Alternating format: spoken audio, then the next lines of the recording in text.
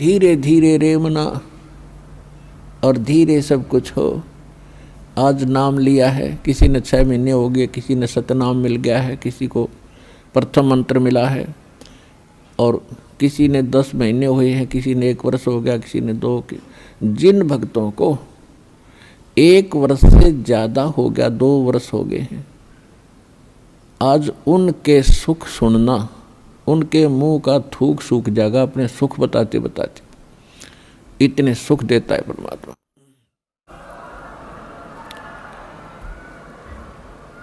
और कुछ अनजान कहते हैं जी मैं 4 बार आ लिया, गणया कोई लाभ सा विशेष नहीं हुआ। ये उसके लिए प्रार्थना है कि धीरे धीरे रेमना, धीरे सब कुछ हो, माली सींचे 100 गड़ा समय आए फलो। और दूसरा कारण ये होता है, सतगुरु के दरबार में भाई कमी कहे की ना, अनसा मौज नहीं पावता है तेरी चूक चाकरी। इस सच्चे दरबार में किसी चीज की कमी नहीं है। यदि आपको कोई राहत परमात्मा से नहीं मिल पा रही है तो आपका कनेक्शन ठीक नहीं है। अपने आत्माओं, जैसे एक मेन लाइन आई है बिजली के तारों की, और वहाँ से पूरी कॉलोनी को कनेक्शन मिला हुआ है, और किसी एक व्यक्ति का पंखा नहीं चल रहा या मोटर नहीं चल रही या कोई भी आइटम नहीं चल रहा, तो उसका कोई और कारण हो सकता है। या तो पंखा खराब हो सकता है या मोटर खराब हो सकती है, उसको चेक कराओ। और सारा ही व्यवस्था नहीं चल रही कोई भी, तो आपका कनेक्शन ठीक नहीं है। तो यहाँ एक बहुत बड़ी हम गलती करते हैं कि मर्यादा ना रख के भगवान का हम आशीर्वाद प्राप्त नहीं कर पाते, जिस कारण से आप जी का वो कनेक्शन कट जाता है। कहते परमात्मा कहते औखद खावे और पत्थर है, औखद खावे और पत्थर रखे और तब पावे मोक्ष। जैसे दवाई लेते हैं, औषधि लेते हैं, तो उसके साथ कुछ परहेज भी होते हैं। तो इस मार्ग में परहेज कंपलसरी है, परमात्मा के इस मार्ग में। और परहेज वही हैं जो हमने वैसे ही ना करने चाहिए। बीड़ी, शराब, मांस, तम्बाकू, अन्य देवताओं की पूजा, ये तो वैसे ही ना करनी चाहिए। बताओ और परहेज क्या है? तो इस करके ये तो अवश्य रखने ही पड़ेंगे यदि आपने भगवान से लाभ लेना है और मोक्ष प्राप्ति करनी है।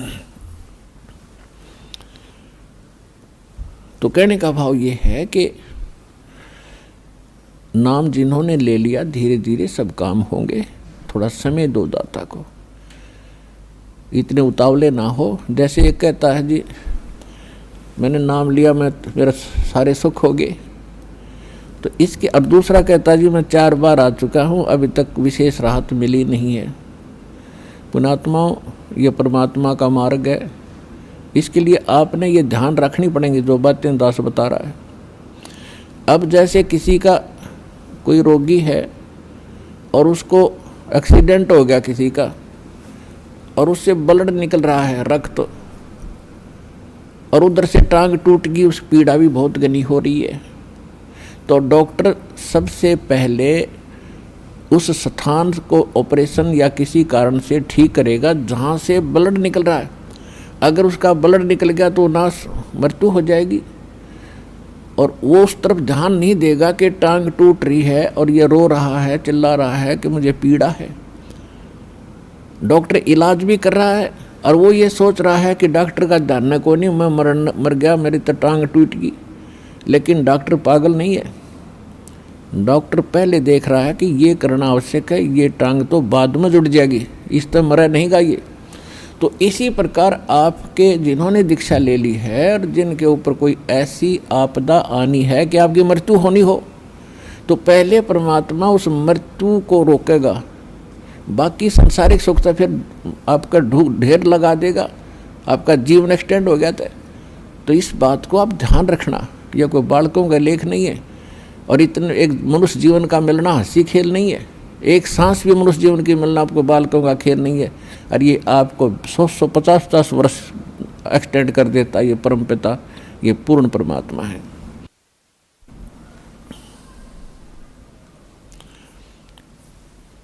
तो पुण्यात्मा, इन बातों पर ध्यान रखना जो दास आपको गाइडलाइन बता रहा है।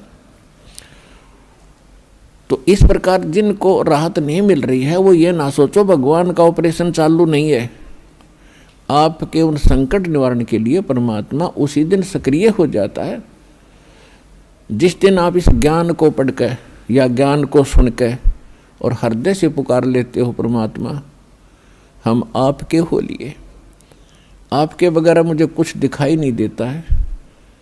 और कब बुलाओगे उसी दिन से परमात्मा आपको अपना मान लेता है, क्योंकि ये आत्मा का साथी है, आत्मा इसका अंश है। चाहे वो किसी धर्म में है, चाहे किसी मजहब में है, या किसी प्राणी के शरीर में है, कुत्ते गधे सूअर के शरीर में है। तो ये परमात्मा उसी दिन से आपको स्वीकार कर लेता है यदि आप हृदय से पुकारते हैं। और जिस समय नाम ले लेते हो फिर तो बातें खत्म हो जाती है कि आपके कोई सुनवाई ना हो या आपके संकट दूर ना हो। उसके लिए यही कारण हो जाता है कि परमात्मा पहले वो संकट टालेगा जो तेरी जान को जोखिम करेंगे। आपको जीवन एक्सटेंड करके फिर धीरे धीरे तेरे सारे आपके सभी कार्य, आवश्यक कार्य जो होंगे सारे ठीक करेंगे। देखो ये भक्ति मार्ग है। यदि आप यहाँ आते हो बरवाला आश्रम में तो आपको सबसे पहले ये उद्देश्य बनाना होगा कि मुझे मोक्ष चाहिए। और जो ये कहते मैं फैक्ट्री लाऊं, मैं मंत्री बनूं, एमएलए बन जाऊं, मेरा आशीर्वाद दे दो गुरुजी, देखो ये आशीर्वाद यहाँ पर आपको नहीं मिलेंगे, क्योंकि ये तो भगवान से दूर करेंगे आपको। और हम ऐसा विष आपको खिला नहीं सकते जो आपका जीवन को हानि कर दे। डॉक्टर ऐसा अनजान नहीं होता। इसका कारण ये है कि जैसे कोठी बंगले आपको दे भी देगा भगवान तो आप परमात्मा से कोसों दूर होगे। और फिर क्या बताते हैं, सर्व सोने की लंका थी वो रावण से रणधीरम, एक पलक में राज विराजीव जम के पड़े जंजीरम। सारी सोने की लंका बख्श दी थी उसको, सारा लंका सोने की बनाए बैठा था। और उस समय तो कई हजार, 20 30 हजार वर्ष की उम्र होती थी। तो उसने त्याग को सोचना कोई बड़ी बात नहीं थी कि अभी ना मरूं, 30-40 हजार वर्ष जीऊँगा, क्योंकि सतयुग में 1,00,000 वर्ष की आयु होती है। और त्रेता में भी स्टार्ट के अंदर 40, 50, 30 और लास्ट में कम हो जाती है। तो रावण के मन में ये खरपतवार पैदा हो जाना कि अभी नहीं मरूंगा, ठाठ तो कोठी बना ली, दो कोई मंजिल की अटारियाँ बना रखी हैं। जैसे आजकल ये 20-20, 30-30 मंजिल के बनाते हैं मकान, वो तो 100 मंजिल के बनाए बैठा था, 200 के, इतना कुबद्दी था। और सारे सोने के, ईंट और गारा सोने की, लिपाई सोने की। और उसने भी ये सोच रखा था भी नहीं मरूं, ऐसा बक्कल उतरा, सहपरिवार नष्ट हो गया। तो कहने का भाव ये है, परमात्मा कहते हैं कि क्या मांगो कुछ थिर न रहाई, ये देखत नैन चला जग जाई, 1 लख पूत 1.25 लाख नाती, उस रावण के दीवान बाती।